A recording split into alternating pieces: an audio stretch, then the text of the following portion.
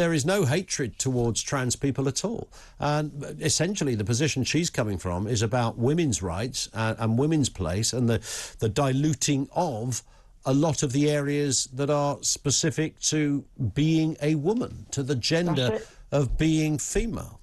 Absolutely correct. I think they just made up her mind now. You know, it's kicked off.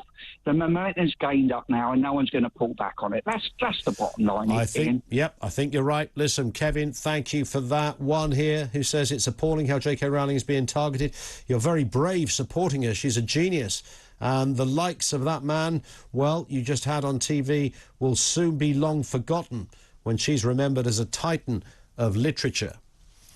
I sense you're right about that. In fact, lots of us will be long forgotten while JK Rowling continues to be a titan of literature. The bit that disturbs me, and ordinarily I could just write this off and go, well, there's a few agitators and a few campaigners like Felix and like the bloke that runs Quidditch UK that say this stuff. Just ignore them.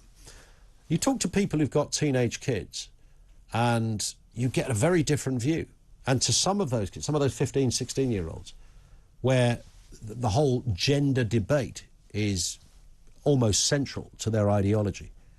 Kids choosing their pronouns, kids defining themselves as non-binary without even knowing what it means because it's the one that you can grab hold of and nobody can prove otherwise, etc. You talk to some of those parents and they'll say, yeah, my 15-year-old absolutely loathes, talks about JK Rowling in the same way that you would talk about a villainous dictator. That becomes disturbing. You think, wow, really? And what did she say? Oh, we don't know what she said. Right, but you've got hatred brewing.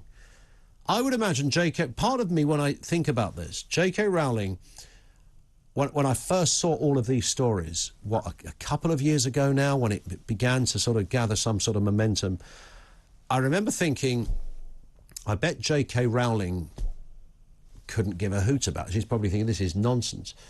And then the more that I read these stories and the more of them we began to read, this proliferation of this same narrative about being full of hate and putting the addresses of her relatives and, I mean, death threats, you know, which she gets daily now.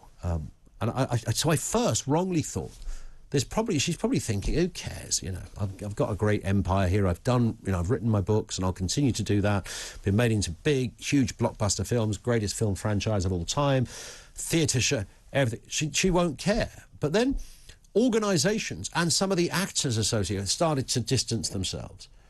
I would imagine now this is probably a very troubling place for a very decent woman to be in. I would imagine she would rather be anywhere but this place now. I can't imagine that she would have a dismissive view of what is going on.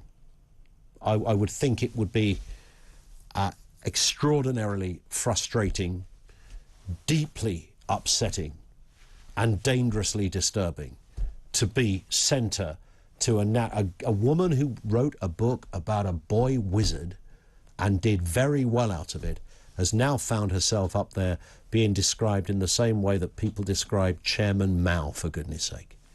That's where we're at. You think the world hasn't gone crazy? Just digest what I've just said. I think it's horrific, absolutely horrific, that she's in this place.